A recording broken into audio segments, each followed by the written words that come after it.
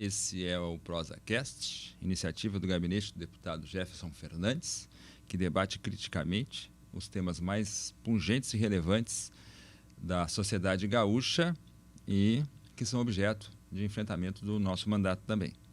Hoje nós vamos falar, obviamente e necessariamente, no nosso primeiro ProsaCast 2026, sobre a temática dos feminicídios. Então nós temos hoje na banca, além do nosso deputado Jefferson Fernandes, nós temos a professora e doutora Rochelle Faquineto, né? Assim que se diz, que é doutora em Sociologia na Universidade Federal do Rio Grande do Sul, professora do pós-graduação de Sociologia também e do mestrado profissional em Segurança Pública, né? Segurança Cidadã. Segurança Cidadã.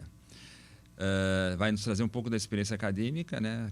Até porque a tese de doutorado, né, de 2012 abordava esse tema também já em 2012. Vamos falar sobre isso. E conosco também a nossa membro do MP, promotora e coordenadora do Centro de Apoio Operacional de Enfrentamento da Violência contra a Mulher. A Ivana esteve aqui casualmente há um ano atrás e vem de novo agora com ânimo redobrado, né? E com a fúria, né? A fúria sagrada, né? Investida. E o nosso deputado Jefferson Fernandes, que nos acompanha sempre nessas pautas também.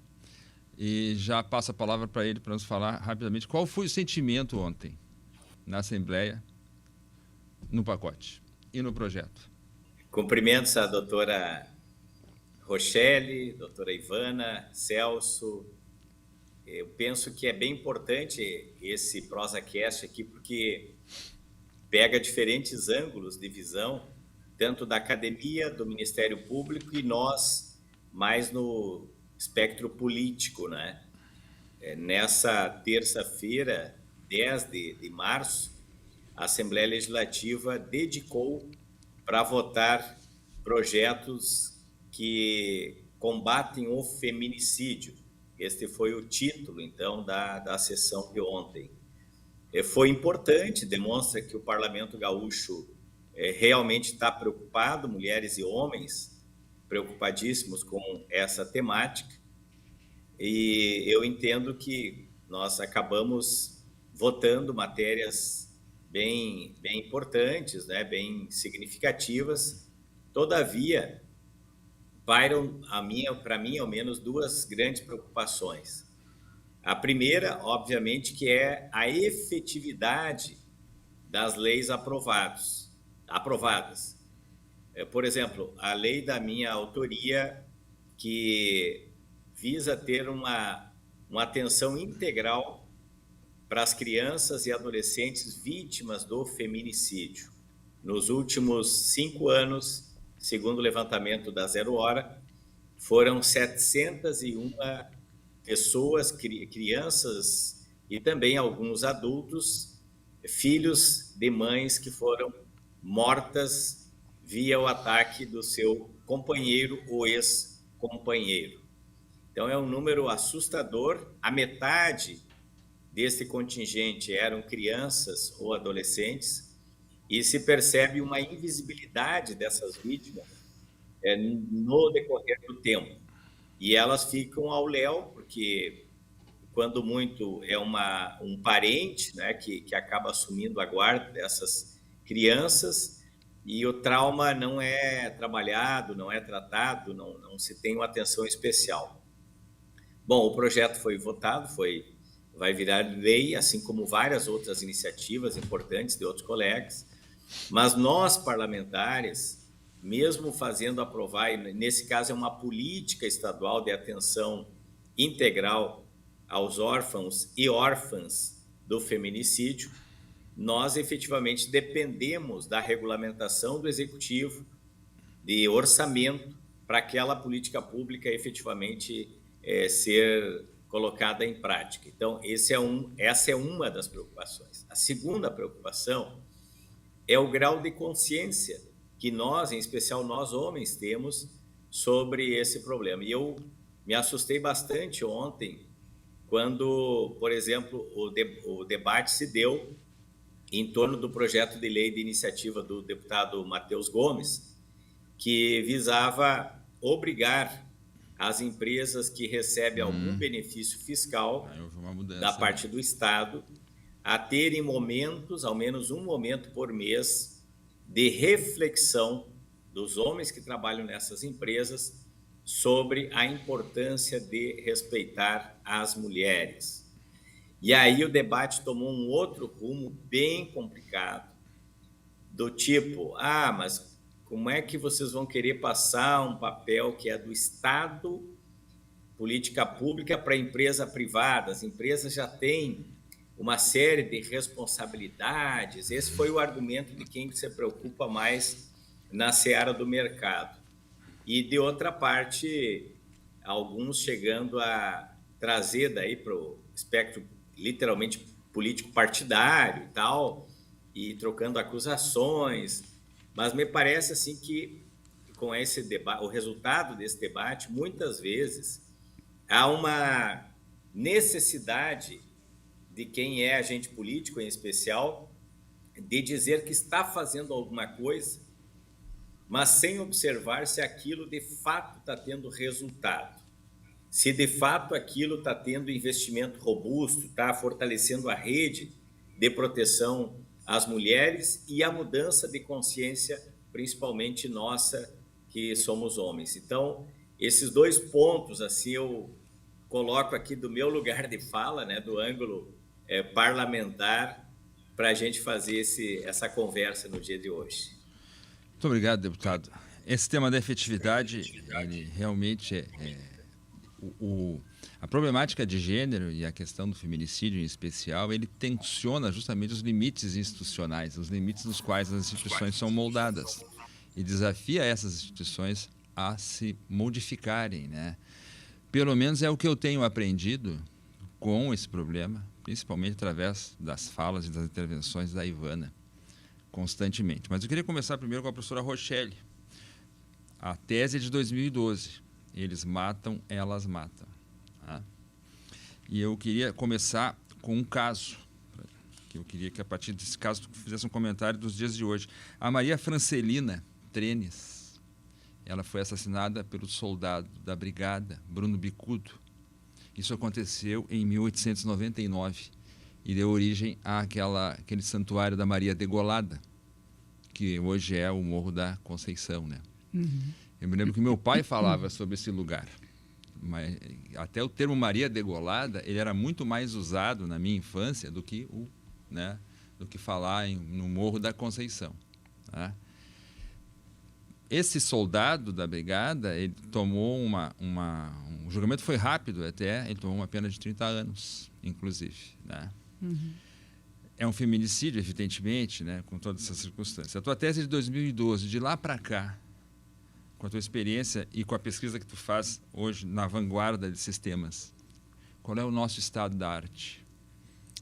Muito bem, então é um prazer estar aqui. Gostaria de agradecer o convite do deputado Jefferson, do Celso, cumprimentar a minha colega e companheira de lutas aqui, a promotora Ivana. Acho que essa é uma pergunta que nós nos fazemos cotidianamente, quem trabalha com esse tema, porque estamos aí em 2026, faz 40 anos desde a primeira delegacia de atendimento à mulher, 20 anos da Lei Maria da Penha, 10 anos que a Lei do Feminicídio, a primeira como qualificadora, foi implementada em 2015. E essas perguntas, Celso, elas continuam a nos atravessar, né? Acabo de fazer um breve resumo de muitas das políticas no enfrentamento à violência contra a mulher. Portanto, tivemos muitos avanços, sim, ao longo desses 40 anos, desde que o campo das políticas públicas, ou seja, desde que o Estado passa a assumir o protagonismo ou passa a propor ações no enfrentamento da violência. Então, a gente pode dizer que tivemos, sim, avanços consideráveis nesse sentido, do ponto de vista da constituição de uma institucionalidade para o enfrentamento da questão, do ponto de vista da visibilidade do tema, quer dizer, nós temos hoje uma ampliação na produção e sistematização de dados em relação à violência contra as mulheres, sobretudo da violência letal, dos homicídios e dos feminicídios. A partir de 2000, 2010, nós temos a produção de dados sobre homicídios com recorte de gênero, que nos possibilitam entender, portanto, a dimensão do fenômeno dos homicídios e dos feminicídios a partir de 2015. Então, não dá para desconsiderar que nós temos avanços nesse campo. O CNJ estabelece uma política nacional de enfrentamento à violência contra a mulher em 2018 e a partir daí também a possibilidade de capilarizar a discussão de gênero para dentro do sistema de justiça criminal. Esse era um grande desafio que eu enfrentei na tese, ou seja, que os meus dados da tese apresentaram, ou seja, a invisibilidade da questão da violência de gênero. Ela era vista em paralelo à ideia de violência urbana como algo pontual, como algo muito circunstancial na vida de um sujeito que cometeu aquele homicídio e que, portanto, tinha uma certa resistência em ver nisso ou em ver as dimensões estruturais desse fenômeno. Então, a produção e sistematização de dados, a luta dos movimentos feministas, tudo isso tem trazido uma visibilidade para o problema, para o fenômeno, que eu acho que é extremamente necessária do ponto de vista do enfrentamento da questão. E tem, de fato, repercutido, sobretudo, em termos também de protocolos de atuação, desde a Polícia Civil, Defensoria Pública, Ministério Público, Judiciário, ou seja, há um horizonte de padronização dessa atuação que eu acho extremamente relevante. Por quê? Porque a mulher, quando vai denunciar uma situação de violência, ela sabe o que esperar quando há uma padronização, quando há um protocolo, uma forma padrão de encaminhamento. Quando não há, quando isso é feito de forma pessoalizada ou quando isso ocorre dentro de padrões morais, a partir da ideologia ou da ideia de que isso é uma discussão que deve ser feita entre marido e mulher, ou seja, e ainda há isso, esse era o ponto que eu também gostaria de chegar, as mulheres se sentem absolutamente inseguras para fazer a denúncia e isso mostra com os dados do Fórum Brasileiro de Segurança Pública. Sim. Há muitas mulheres que sofrem violência e não denunciam porque não confiam no sistema, porque têm receio de serem revitimizadas. Então, para sistematizar a sua pergunta, eu acho que sim, nós tivemos avanços importantes em vários desses setores que eu comentei, do ponto de vista da visibilidade, da estruturação e da institucionalização de políticas, mas nós ainda temos muito a enfrentar, sobretudo do ponto de vista da implementação das políticas. A Lei Maria da Penha, ela é uma das leis mais avançadas do mundo e muito do que está posto na Lei Maria da Penha ainda não foi resolvido. Então, nós temos questões antigas para resolver com relação a esse tema. Normalmente se costuma atribuir a questão do espaço acadêmico uma inefetividade, O que tu está nos trazendo agora justamente é essa trajetória de pesquisa e investigação que permitiu fazer esse salto, nesses 40 anos, como tu descreveste, E agora nós temos o observatório agora, O Observatório da Violência de Gênero, lançado essa semana, exatamente. O Observatório da Violência de Gênero, lançado essa semana na Universidade Federal do Rio Grande do Sul. E o deputado falava sobre a questão da efetividade, e aí eu queria chamar a Ivana, que tem aí uma atuação muito relevante no tema. Eu queria que tu falasse um pouquinho sobre as notícias, Quais são as notícias, as boas notícias, enfim, Há um mapa do enfrentamento da violência que foi lançado.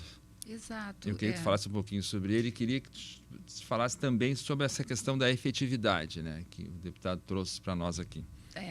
Eu começo cumprimentando o deputado, também cumprimento o Celso, obrigada pelo convite. E a minha parceira de luta, a doutora Rochelle, que é uma referência na área e uma grande inspiração também. Sem a academia, a gente não sabe para que lado vai.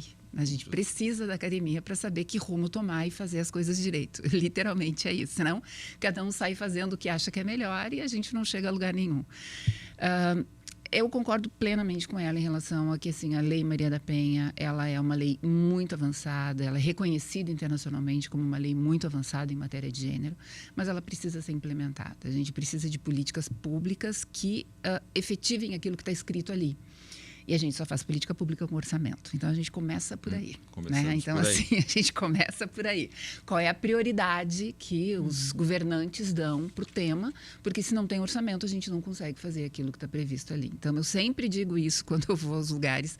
Quando tem um prefeito me ouvindo, né, eu digo isso porque não adianta a gente imaginar as coisas se não tiver orçamento para que se consiga implementar aquilo que está previsto em lei. A gente não precisa de mais leis, né? As leis são importantes, elas são uma conquista histórica, até porque há pouquíssimo tempo atrás, briga de marido e mulher se resolvia no juizado especial criminal como briga de vizinho, e era um problema privado, pagava uma cesta básica e eles que se resolvessem, né? Como regra, tudo era arquivado. Então, é uma grande conquista, né? Eu não sou exatamente uma pessoa punitivista, mas é importante pensar na questão da punição, da responsabilização dos agressores. Então, assim, é importante, mas não é isso que vai solucionar a questão. Então, aumentar a pena do feminicídio para até 40 anos ser a maior pena do Código Penal não é algo que soluciona. A gente precisa dar um passo atrás e pensar o que tem antes disso, né? O que a gente precisa fazer, primeiro, para que não chegue no feminicídio, porque parece que é um grande fracasso coletivo cada mulher que morre. A gente trabalha. Sempre, assim. E a cada mulher que morre é um fracasso, e é um fracasso coletivo, não só do Estado, mas da sociedade também. Né? A gente está falhando enquanto humanidade com essas mulheres morrendo dessa forma e assim, o Brasil é um dos campeões em feminicídio, então a gente tem muito a se envergonhar. Mas, ao mesmo tempo, e aí eu já respondo em relação ao mapa, né, a gente tem que pensar de forma prática, porque muitas das ações, elas são a longo prazo. Infelizmente, assim, a gente tem que pensar que a gente não vai mudar isso de este mês para o próximo. São ações para longo prazo, sobretudo aquelas que envolvem educação e que são fundamentais. Mas algumas coisas práticas podem auxiliar, como, por exemplo, essa questão do mapa da rede, que surgiu de uma ideia que o Ministério Público tem um projeto, que é o CAU na Estrada, CAU de Centro de Apoio Operacional. Nós vamos até o interior do município fazer capacitação das redes, porque, por incrível que pareça, nos municípios dos mais diversos, mesmo os mais ricos, de porte maior até os menores, alguns municípios, as pessoas que trabalham na rede não sabem que fazem parte da rede, não sabem o que tem que fazer. Então, assim, não é que a gente vai ensinar as pessoas, mas assim, a gente vai conversar e levar uma capacitação mínima e ficar também à disposição, entregar bastante material para que as pessoas sigam sabendo como se articular em rede para receber uma mulher. Porque, às vezes, a gente verifica isso em loco. Alguns equipamentos trabalham muito bem, individualmente, né? Então, aquele equipamento faz um ótimo trabalho, mas não se comunica com os demais. O juiz não fica sabendo o que aquele equipamento está fazendo, o Ministério Público não sabe. Então, assim, ou o Ministério Público faz um ótimo trabalho, mas também ninguém mais sabe o que está fazendo, ou seja, tem que trabalhar em rede. E aí, para ir até o interior, a gente tem que fazer um levantamento de quais são os equipamentos e quem são as pessoas a serem chamadas. E nós começamos a ter um repositório dessas informações, então pensamos, vamos deixar isso disponível, porque é bem difícil fazer o levantamento da rede quando a gente vai para algum lugar, porque isso não tem essa informação em lugar nenhum. E quando existe ainda, né, os equipamentos, enfim. Então, a gente fez esse mapa, que é um mapa que ainda está incompleto. Ele vai sendo completado, né, de forma artesanal, é a minha equipe no centro de apoio, mas então, se alguém ali não se vê contemplado, não estou no mapa, pode enviar um e-mail e a gente vai inserir, porque nós ainda estamos procurando essas informações para completar. Esse é, como dissesse, esse é um trabalho de longo prazo, absolutamente necessário, né? Mas não elimina a nossa aflição, né? Claro. Mas ele é absolutamente necessário porque ele faz esse mapeamento, né? Diante até da precariedade que é da experiência que a gente tem. O deputado tem uma experiência no interior do estado bem constante, pode nos falar um pouco mais sobre isso também. É uma coisa que eu percebo, eu costumo ir muito em delegacias da Polícia Civil. E o pessoal nitidamente assim reclama, não é, da falta de estrutura para dar consequências ao seu trabalho ali de registrar a ocorrência e depois ter um encaminhamento, sobretudo, para atender essa vítima, que é a mulher e seus filhos.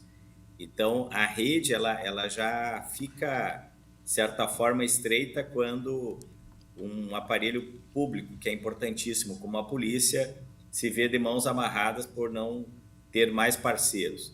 Uma outra ponta do problema, que eu até estava em Bagé semana passada e conversei bastante com o pessoal que trabalha na UPA, e elas diziam, a ampla maioria mulheres, que inclusive criaram um protocolo de atendimento mais humanizado das mulheres vítimas de violência, o que não era feito. E elas já tinham evidências de essa simples prática de atender a mulher num espaço mais adequado, geralmente com um filho pequeno, e ter um contato com outras instituições sobre a situação que ela está vivenciando, inclusive com a própria polícia, dá mais garantia de dignidade para a vítima e uma satisfação daquela importante unidade de saúde que sabe das providências que outros órgãos estão tomando. Então, me parece que essa distribuição das informações, doutora Ivana, esse compartilhamento das informações é por demais importante. E eu quero crer que no sistema de justiça também é de suma importância saber da situação dessa pessoa, inclusive para ver da eficácia da medida protetiva. Então, quando se fala, né, da rede de proteção, vejo que realmente as pessoas, embora verbalizando, não entendem que deve haver um compromisso não só ético, mas também prático. E eu falo ético porque eu sou casado com uma professora que várias vezes ela me conta das narrativas das crianças em sala de aula, inclusive a escola que ela leciona tratou desse tema da violência contra a mulher com muita força essa semana, e é comum as crianças levantarem a mãozinha e começarem a contar de situações que elas conhecem de violência contra as mulheres. Buenas, se é uma escola descomprometida, isso muitas vezes pode entrar num ouvido e sair no outro, mas percebendo a gravidade daquela narrativa, obviamente que essa professora já vai tomar uma posição, uma iniciativa junto à direção da escola, o serviço de orientação, vai buscar talvez uma orientação do Conselho Tutelar e outras agências de Estado importantes nesse agir. Então, me parece que esse trabalho importantíssimo, né, que a doutora Ivana fez referência aqui, ele tem que ser fortalecido. Há sim, da parte do parlamento brasileiro, uma ansiedade, e por vezes é bom, melhor assim do que se não tivesse nenhuma empatia com o problema. Mas essa ansiedade não necessariamente ajuda a resolver, a simplesmente aumentar penas, que é o que se vê com muita clarividência, e não buscando também entender que há uma relação de família que estamos tratando, e a Lei Maria da Penha, nesse sentido, também prevê não só sanções, mas políticas de tratamento do sujeito agressor. E esse é um ponto que eu acho que nós também falhamos muito. Não só o sujeito que já deu indício de cometimento de crime, sim, mas em espaços outros, a começar com o próprio parlamento. Por exemplo, nós hoje temos na Assembleia Legislativa, embora ser natural que tenha muita divergência, o espaço parlamentar, isso é intrínseco, né? Porém, não seria ruim trabalhar ou convidar parlamentares, assessores, outras pessoas que circulam no meio parlamentar para refletir, serem provocados para reflexões, porque é muito comum também o sujeito condenar um outro homem por ter feito determinada agressão, o mesmo feminicídio, mas ele não se dá conta que trabalha também essa cultura do machismo e muitas vezes até da misoginia. Microviolências cotidianas, né? Jefferson, exatamente isso, as microviolências cotidianas. Justamente aproveitando essa questão que o Jefferson traz, que coincide com o que eu estava pensando. Porque a lógica da conflitualidade que o feminicídio traz para o terreno civilizatório, ele desafia, inclusive, a própria sociologia, né? Acostumada aos grandes eventos, aos conflitos de classe, aos conflitos de caráter macro, digamos assim. Então, nós somos obrigados a capilarizar a nossa análise e capilarizar a nossa capacidade de resposta, no exemplo do mapa do enfrentamento. E aí nós somos, ao mesmo tempo, atropelados, parece o mito de Sísifo, né? Pelaquela pedra gigantesca que é a cultura Red Pill, que na esteira dos feminicídios se acrescenta essa camada que o Jefferson está trazendo, e aí se impõe na mesa esse desafio. E eu vejo muito assim as pessoas falando bastante, claro, sobre educação. Né? Sobre o tema da educação, a necessidade de educar os homens, adultos ou crianças. Né? E eu queria trazer esse tema, que é um tema muito caro ao Rio Grande do Sul, porque me inspirei na Ivana também. A Ivana falava de um termo de cooperação entre o movimento tradicionalista gaúcho e o MP. Exato. E como esse tema do tradicionalismo gaúcho, que é muito caro a todos os gaúchos, né? As belas tradições gaúchas, está eivado desses comportamentos, né? E confirmando esses comportamentos também. E a história do movimento tradicionalista, da música gaúcha, gauchesca, né? Mostra um pouco disso, Mostra um pouco disso. Então, eu queria falar um pouco sobre esse tema de cooperação, aí você fica à vontade, Claro. e sobre qual é o real impacto que a educação pode ter e que estratégias podem ser adotadas para combater justamente essa microviolência. Assim, olha, eu achei incrível a ideia, porque foi uma ideia do próprio MTG. Do próprio MTG? Sim, eles numa assembleia, todo ano, eles escolhem um tema de trabalho para... Olha só. Então, houve essa iniciativa do MTG. Inclusive, tem uma curiosidade que a primeira prenda foi quem me procurou lá no centro de apoio para propor uma parceria, porque eles precisavam saber de que forma trabalhar isso, né? E ela contou que quando houve essa proposta de que esse fosse o tema, teve muita resistência. Né? Boa parte de quem estava na Assembleia não queria, não, este tema não. E aí uma prenda, né, levantou e deu o seu relato dizendo, eu era vítima, mas o meu CTG me acolheu. E eu consegui sair dessa situação. Olha só. E isso comoveu todos que estavam ali, então o tema passou.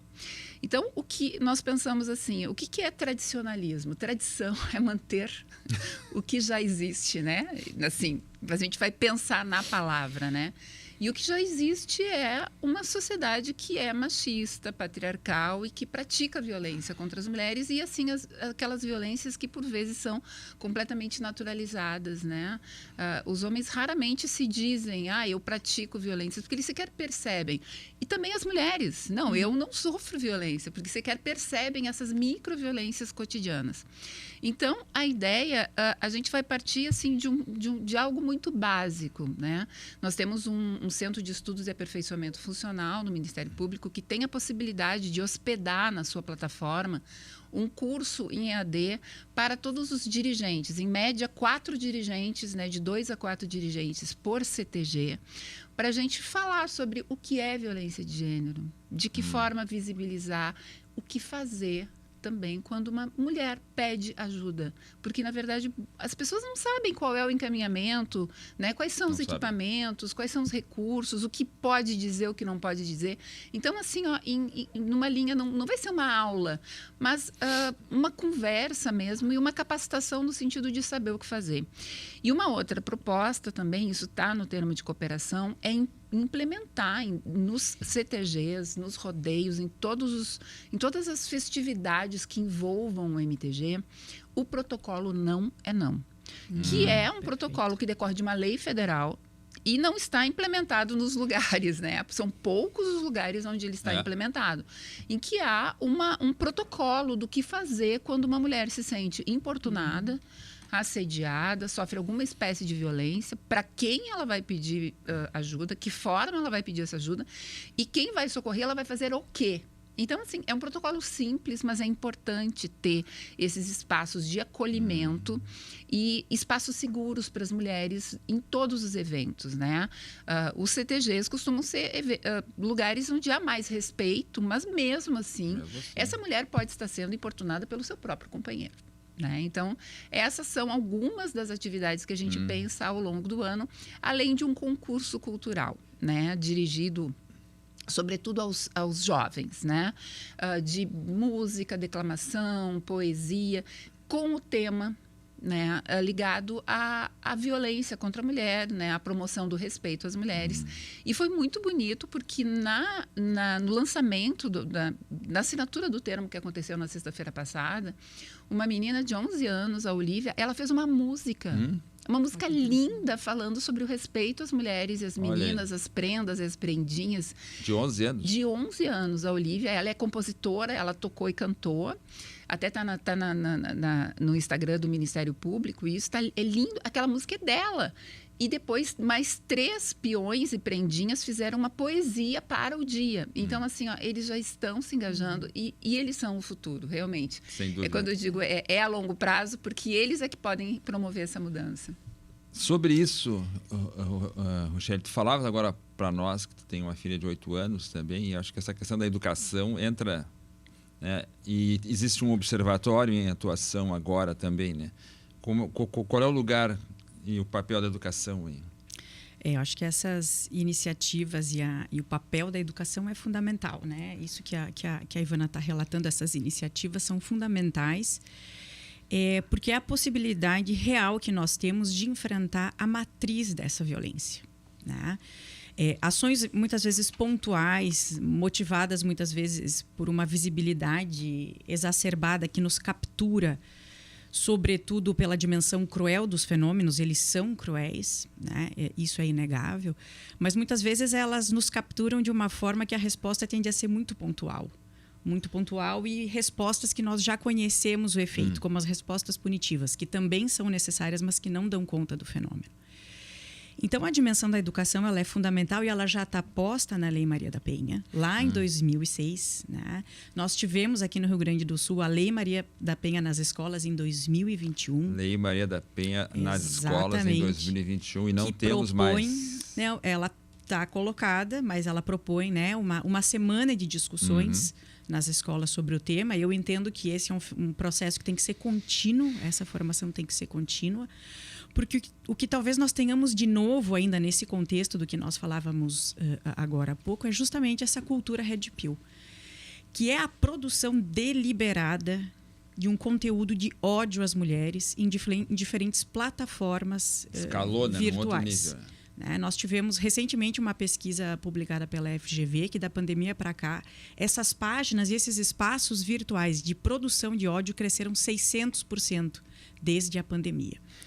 E é diante disso que nós precisamos enfrentar por meio da educação, ou seja, desde os primeiros processos de socialização das crianças, seja na família, né? Mas muitas vezes a família não vai tratar desses temas, porque também reproduz padrões. Vive essa experiência muitas Exatamente. vezes, né? Muitas vezes reproduz esses padrões, né? Machistas e misóginos. Então, eu vejo a escola como um espaço democrático em que muitas vezes é ali que a criança vai poder expor, num espaço do coletivo. Inclusive, muitas meninas, né, se veem ou podem relatar situações de violência quando passam por processos educativos para entender o que é a violência, né? O que é a violência de gênero, o que é o direito das mulheres.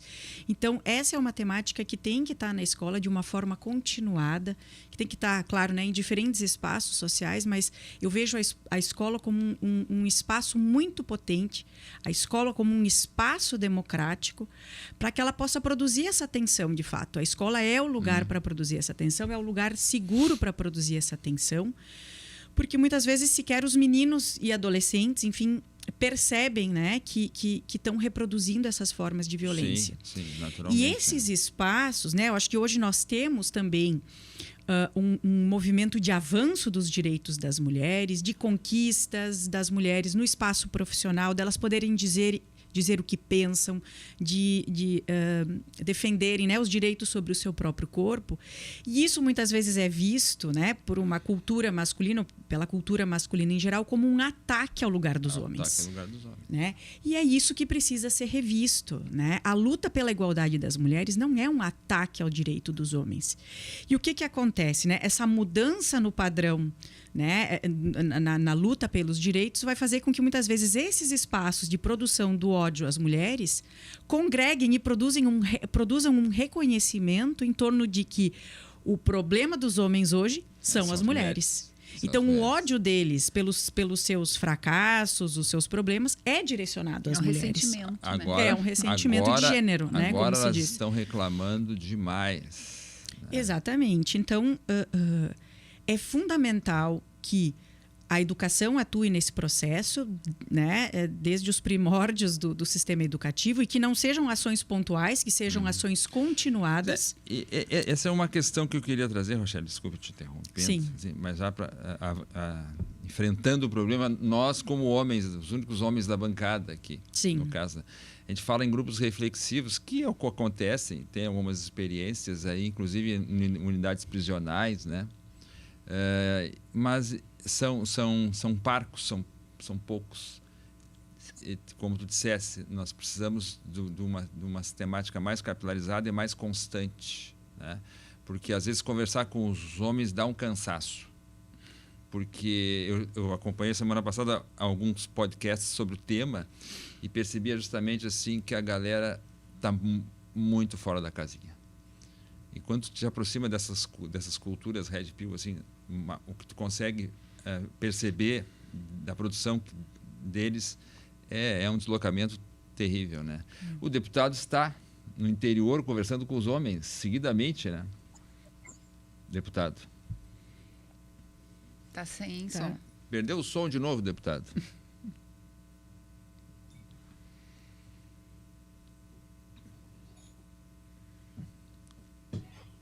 Aproveitando essa deixa da doutora Ivana, eu que passei toda a minha infância frequentando CTGs e bailes pelo interior do estado, eu sei que era muito costumeiro a gente aprender em casa, nós meninos, né, de que podíamos buscar durante o evento qualquer prenda que ali estivesse para dançar, e as meninas, por sua vez, que era o caso da minha irmã, jamais poderia dizer não.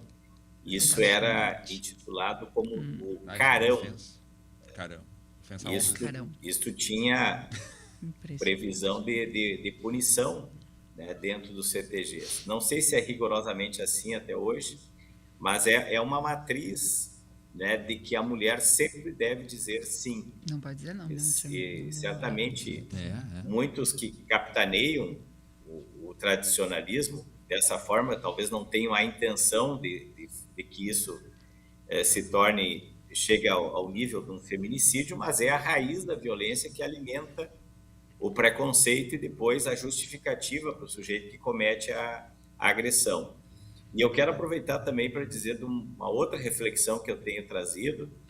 Como eu sou nascido nas missões e agora vai completar no dia 3 de maio desse ano 400 anos da chegada do primeiro padre jesuíta a trabalhar com os nossos indígenas aqui no Rio Grande do Sul, até livros importantes, como é o caso desse aqui do professor Zé Roberto, revela que quando os padres chegaram aqui, o patriarcado já existia com muita força, porque eram as figuras do cacique e do pajé que mandavam nas aldeias. E quando vem a Igreja Católica representando o cristianismo, portanto, da Europa, isso só se fortalece. Só piorou. Está aqui no diário do padre Renes, no diário do padre Antônio Sepp, escrito ali que eles eram proibidos pela própria igreja de dirigir a palavra ou o olhar para as mulheres indígenas. Eles só se comunicavam entre os homens, portanto, o poder foi mais concentrado ainda nas mãos dos homens. Estou falando aqui de 400 anos de história do Rio Grande do Sul. Sem a gente buscar esta reflexão sobre a nossa história, é muito difícil também compreender o comportamento, sobretudo dos gaúchos. Inclusive, a figura da China, que tanto se fala, China. nada mais é do que a mulher indígena, a maioria delas de origem guarani, que tem até hoje uma fisionomia muito parecida com as chinesas, né? Então, forasteiros, pessoas de outras bandas que vinham para cá, quando viam um homem geralmente branco ou luso, né, que vinha de Portugal, de Espanha, com uma mulher assim, apelidou de China, pela semelhança com as pessoas do Oriente. Tudo isso eu acho que merece muitas reflexões, né? Como é que se transformou a figura feminina numa tradição que muitas vezes é violenta e justifica a violência. Esse próprio debate que a doutora Ivana disse que houve dentro do MTG, eu fico imaginando, né, a polêmica gerada, ele só é superado com depoimentos carregados de emoção e, portanto, muitas vezes a gente só sensibiliza quando os homens também têm vítimas ou situações dentro da família que saltam aos olhos.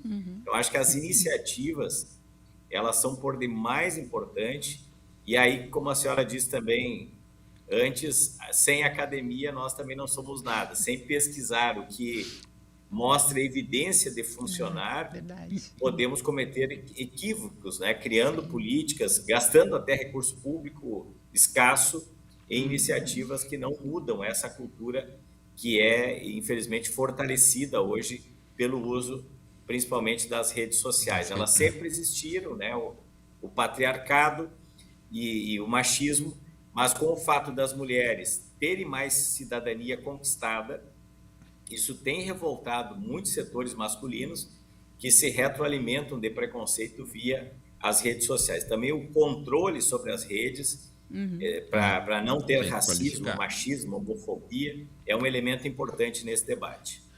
Esse tema do controle, eu preciso cuidar um pouquinho a hora lá, porque o assunto é assaz importante. O Jefferson falou agora sobre China, me lembrei daquele conto do Borges, A Intrusa, que depois virou um filme também muito polêmico. Muito polêmico mesmo. Mas aquele filme narra justamente uma história de dois irmãos que disputam uma mulher, né? Entre si, né? Que é uma China, na verdade, né? Não vou dar spoiler, porque eu acho que esse é um conto que merece ser relido ou lido no contexto até das escolas, né?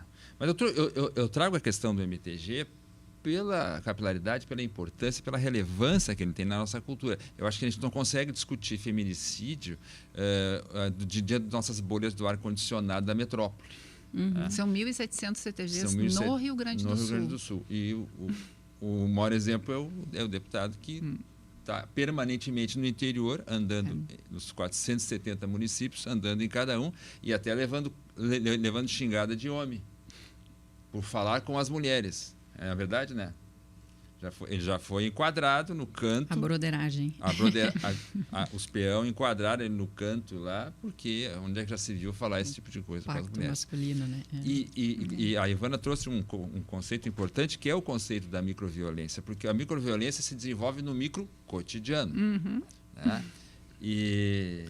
E esse tema do micro cotidiano ele tem que ser encarado, né? E às vezes as teorias sociológicas ficam sempre, como eu disse, muito no macro, né? E eu trouxe o tema do MTG, como eu trago o tema do futebol também, né? E nós tivemos um episódio agora no domingo, né, da jornalista da RBS sendo ofendida abertamente no Dia da Mulher com a esposa do sujeito do lado e aquela coisa toda, né, que amplifica todo aquele contexto. Então, para ver como é importante, a educação é importante por esse elemento de capilarização, de enfrentar uma cultura com alternativas, né? O deputado falou sobre a questão da necessidade da rede social também ser enfrentada e ser regulada. É preciso regular a rede social também, então? Com certeza, né? Da minha perspectiva também é fundamental, porque a possibilidade que você tem do Estado enfrentar esse problema, e até a discussão hoje sobre a criminalização da misoginia, porque esse é um espaço de produção da misoginia. né, que fica muito solto, né, que fica muitos desses vídeos agora tava uma trend circulando no TikTok e no YouTube sobre o que os homens devem fazer caso a mulher diga não, né?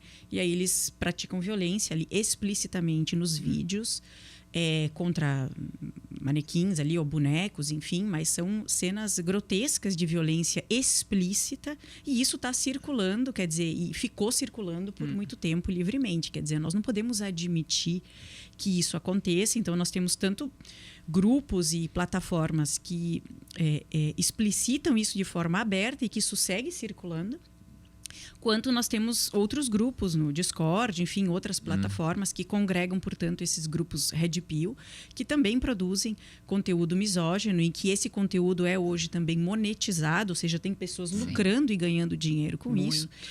E, portanto, produzindo um crime, né? Produzindo e estimulando o ódio contra as mulheres. Por que é importante dizer isso, né? Porque muitas vezes, de novo, né, a espetacularização dos crimes de feminicídio, ela muitas vezes não nos deixa ver que as microviolências cotidianas estão na base dessa violência. Isso não está dissociado desse fenômeno da morte de mulheres, ou seja, o feminicídio é um contínuo de múltiplas violências que se constituem sobretudo e principalmente a partir do discurso de ódio sobre as mulheres, né, que vai produzir esse menosprezo à condição de ser mulher. Então, é urgente que essas plataformas sejam, sim, regulamentadas, em que possa ter investigações e que possa enfrentar esse problema do ponto de vista do Estado, porque o que está se produzindo ali é o ódio contra as mulheres que culmina, sim, na morte delas. E aí, deixa eu perguntar para vocês, em cima do tema da comunicação, a partir de uma reflexão de uma feminista que eu li, que me chamou a atenção, eu não tinha percebido isso, que em muitos casos de feminicídio, e aí a discussão divulga ou não divulga, né? Os pormenores, em muitos casos de feminicídio, o feminicida está fazendo uma comunicação aos seus pares, avisando, olha, eu estou fazendo o que nós temos que fazer. A ideia de usar porque, por exemplo, no caso dos adolescentes jovens aqui de Copacabana, eles não apenas fizeram, como avisaram também, né? Comunicaram, de um modo geral, a sua rede, né, dos seus feitos, né? Então, o feminicídio também teria essa categoria de comunicar também os seus pares do que nós, homens, né, estamos fazendo para combater as mulheres. Tem essa carga? Olha, eu acho que ele acaba comunicando, mas não me parece que seja esse o objetivo principal. Me parece que o feminicida, o objetivo dele é mesmo dominar e aquela mulher que não o obedeceu. Né? E de alguma forma, ela não fez o que ele queria, é uma questão de posse mesmo, enfim, de dominação.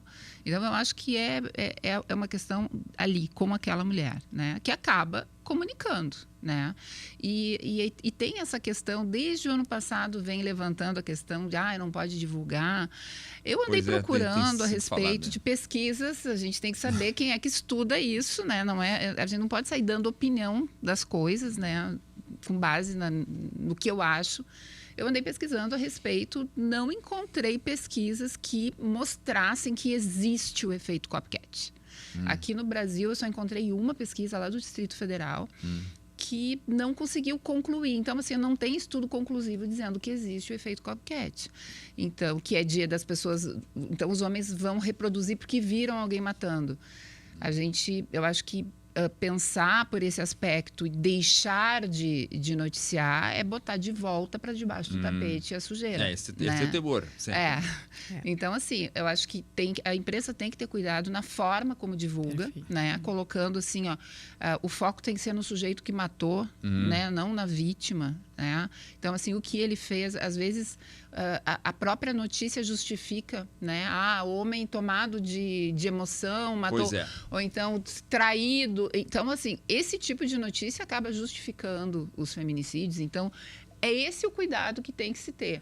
Mas deixar de comunicar, eu particularmente acho que não. Mas a regulação da rede social é imprescindível. Sim, até porque a gente tem os algoritmos, e isso já foi apurado também. Os algoritmos, eles dão preferência aos conteúdos misóginos. Então, isso é muito perigoso. As redes são feitas para isso. Então, tem que ter regulação, sim, com certeza. Deputado. Esse debate ele está se dando dentro da Assembleia Legislativa, inclusive com iniciativa de projeto para proibir a divulgação de casos de feminicídio. Eu funciono assim também. Quando vem uma matéria que eu desconheço, eu procuro fontes, né, para me dar mais solidez na argumentação. Eu sei, por exemplo, que a gente, ao divulgar, já tem evidências, né, de que ao divulgar detalhes sobre determinado tipo de suicídio, né, que a pessoa tirou a própria vida, isso tende a estimular outros a fazerem o mesmo. Então, tu tem toda uma ética jornalista já estudada, e a gente também se acautela muito. Agora, deixar de falar de um fenômeno importante como é o suicídio é um absurdo. Não dizer que a causa para a pessoa chegar no limite de tirar a própria vida muitas vezes o sofrimento no ambiente de trabalho, o consumo eventualmente de determinada substância, etc, etc. Eu acho que daí é um absurdo. E assim também é o feminicídio. A gente parar de falar do assunto achando que vai resolver por si só, muito antes pelo contrário.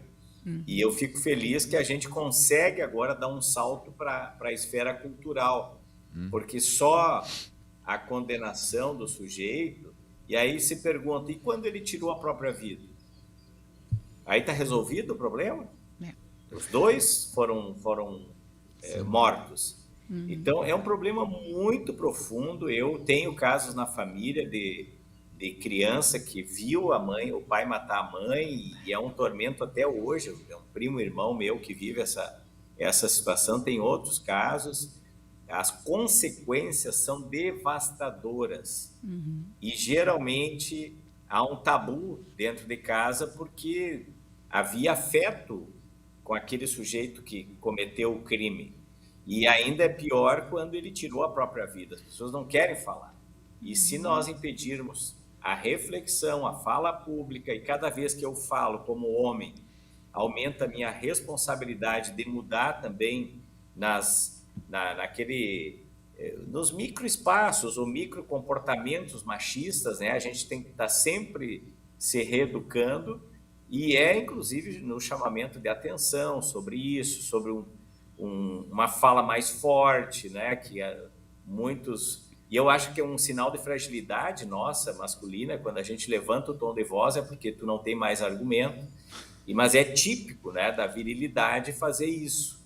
E aí a mulher, abalada, como aconteceu, aliás, semana passada na Assembleia Legislativa, uma colega leu um parecer chorando, porque ela foi vítima de um corte da sua palavra, de forma abrupta, justamente tratando do tema da violência contra as mulheres. Um horror que eu presenciei, enfim, agimos ali em solidariedade a ela, e ela ficou muito chocada com isso. Espero que o agressor, o político, público ali que fez isso, acho que até que ele se deu conta, porque ontem eu vi ele discursando em favor das mulheres, ali, fazendo não sei se mudou mesmo, mas enfim. Mas é triste isso, né? Dentro dos espaços públicos, quando uma mulher... E até eu disse, a Luciana Genro, né, que foi vítima, ela estava falando um conteúdo que eu discordo, mas ela tem o direito de falar primeiro como parlamentar e como mulher, e eu não vejo essa ação, muitas vezes, dos homens parlamentares tão agressiva como foi com ela na relação conosco. Então, essas coisas revelam muitas outras, e, portanto, o problema tem que ser discutido, sim. Com certeza. Nós estamos com o horário, né, apertado, e eu já vou dar a palavra para a Rochelle, que ela queria complementar a revisão dela também, para nós ir encaminhando o encerramento. A minha mãe vai fazer 90 anos mês que vem. Ela é uma sobrevivente desse modelo patriarcal. Sim. Ela viveu uma experiência casada com um policial nos anos 70. E é impressionante como, na minha formação, eu normalizei isso. Claro. Eu só comecei a me aperceber do peso disso há poucos anos atrás, conversando com as mulheres. Quando as mulheres começaram a me mostrar, por exemplo, que elas, quando saem na rua, elas têm que estabelecer o trajeto. por onde passar, como passar, sem contar... Antes de sair de casa. Antes de sair de casa, pois é. E com que roupa vai sair. E com que roupa vai sair também. Então, eu queria que a Rochelle completasse a visão dela também, e a Ivana, já agradecendo antecipadamente a participação valiosa de vocês. Tá ótimo. Não, eu só queria complementar dizendo que eu concordo plenamente com a Ivana sobre essa questão da divulgação. O que nós temos observado na nossa pesquisa na vara dos feminicídios, a partir da análise dos processos de mortes de mulheres, é que a dinâmica, o fato da violência se explica muito mais pela própria dinâmica da violência colocada nas relações de poder entre os homens e as mulheres. Tanto que há uma sequência, né, muitas vezes, de atos de violência até culminar nos feminicídios, né? Então, ela se explica, né, muito mais por essa dinâmica estrutural das relações de poder do que propriamente, né, pelo fato de ter algum efeito contaminação das notícias. O que eu acho, e que também está colocado na Lei Maria da Penha, é que as matérias, as notícias, o jornalismo de uma forma geral tem que ter um protocolo, né, e um cuidado em não revitimizar ou produzir um estereótipo na forma como noticia isso. Então, isso que a Ivana está falando é algo que precisa ser pensado, né? Há pesquisas que mostram que um nível considerável de notícias é sempre assim: a mulher morreu, a mulher foi assassinada, né? E nunca quem foi o protagonista disso, né? Que isso teve um autor, ele não está vagando no espaço, né? Então é preciso, acho que, modelar a forma como isso é noticiado, mas a fonte jornalística é fundamental, inclusive porque muitos laboratórios e centros de pesquisa monitoram os casos a partir das notícias e estão compondo contradados com o Estado a partir dessa contabilização. Então, a morte, por exemplo, de pessoas LGBT, ela, por muitos anos, desde a década de 80, ela foi contabilizada pelas notícias porque não havia como produzir dados, né? Não havia dados estatais sobre isso. Então, é preciso reconhecer a importância das fontes jornalísticas na produção desses dados, né? E para finalizar, né, eu gostaria de mencionar, com relação à fala do deputado, né, sobre essa questão da violência política de gênero, que no nosso observatório, que nós estamos construindo agora, os nossos 3 eixos de enfrentamento às violências, um deles é o feminicídio, o outro deles é a violência doméstica e familiar contra a mulher, e o terceiro eixo é a violência política de gênero, que é um conceito recente no campo acadêmico, mas que é fundamental porque ele está tratando de um espaço. Ele restringe o espaço, ele restringe a fala das mulheres, né? E ele impacta substancialmente no direito das mulheres, né? No direito como parlamentares, enfim, como políticas, né? De manifestar, expressar os seus posicionamentos, né? E os seus pleitos. Então, é fundamental que a gente possa também avançar nessa discussão dentro dos espaços da gestão pública e da gestão política, capilarizando também a discussão sobre esse conceito da violência política de gênero, como é que ela se perpetua e a que interesses ela serve, né? Dentro do patriarcado, do silenciamento das mulheres e do reforço na condição de dizer este não é um lugar para elas, né? E é contra isso também que nós temos que nos manifestar e enfim, contribuir também com essa discussão. Muito obrigado. Ivana. Então, eu queria primeiro agradecer esse espaço, Celso, porque eu acho que falar sobre o tema é fundamental, né? Chega daquele momento histórico em que isso era um problema que era exclusivamente do casal, as famílias que resolvessem os seus problemas. Então, fazer um podcast para falar sobre feminicídio é trazer de novo à tona aquilo que durante muitos séculos, inclusive, foi completamente ignorado pela sociedade, mas sobretudo pelo Estado. Mas lembrando que, como disse a Rochelle, o feminicídio ele é só a ponta do iceberg. Ele é o fim de uma escalada de violência. E a gente tem que dar um passo atrás e começar a colocar também uma luz nessas violências que passam desapercebidas, não só para quem pratica, mas também para as próprias vítimas que não se percebem vítimas. E violências muito simples, como, por exemplo, a sobrecarga de trabalho das mulheres. Isso é uma violência que precisa ser discutida. Então, é um exemplo, né? Então, assim, eu parabenizo, né, e agradeço pelo espaço. Muito obrigado. Deputado, palavras. Eu agradeço a Rochelle, a Ivana, o Celso, pelo momento aqui, e aproveito para dizer que as mulheres policiais estão numa luta aqui no estado do Rio Grande do Sul, também em nível nacional, por conta da reforma da Previdência em 2019, ter colocado elas na mesma condição que os homens em termos de direitos de aposentadoria, por exemplo. E há uma discriminação nisso, né? Pode parecer contraditório para quem está me ouvindo, mas veja, eu lido no cotidiano com policiais mulheres e é impressionante a carga que elas carregam nos ombros, e isso não é admitido pelos comandos. Elas são muitas vezes vítimas de assédio moral por ter levado o filho na escola ou por terem amanhecido acordados em função de uma febre que a criança teve. Enfim, não há esse respeito, até porque as chefias, na sua ampla maioria, são homens que não assumem esse papel como é jogado para os ombros das mulheres. Então, estou só citando nesse final aqui esse exemplo de luta digna que as mulheres, tanto policiais penais, policiais militares, bombeiras e também policiais civis, estão fazendo no nosso Rio Grande do Sul. Então, muito obrigado aqui pela participação nesse debate importantíssimo. Obrigado, deputado. Obrigada. Também quero só finalizar agradecendo mais uma vez pelo convite, a oportunidade. Foi um prazer imenso estar aqui e poder falar sobre um tema tão importante e necessário. Pois é, eu queria dizer também, me emociona muito esses momentos. O tema do feminicídio, ele é um tema que ele é recordista temático do ProsaCast aqui. Nós começamos o primeiro ProsaCast com a professora Vanessa, falando de feminicídio, a professora Vanessa da URGS. Do direito, a Vanessa Chiari Gonçalves. Né? Colega querido. Foi o primeiro ProsaCast que a gente fez, e agora nós estamos retomando depois ao longo do ano, mas é o tema mais recorrente, felizmente ou infelizmente. Né? Então, isso é um trabalho que nos orgulha muito.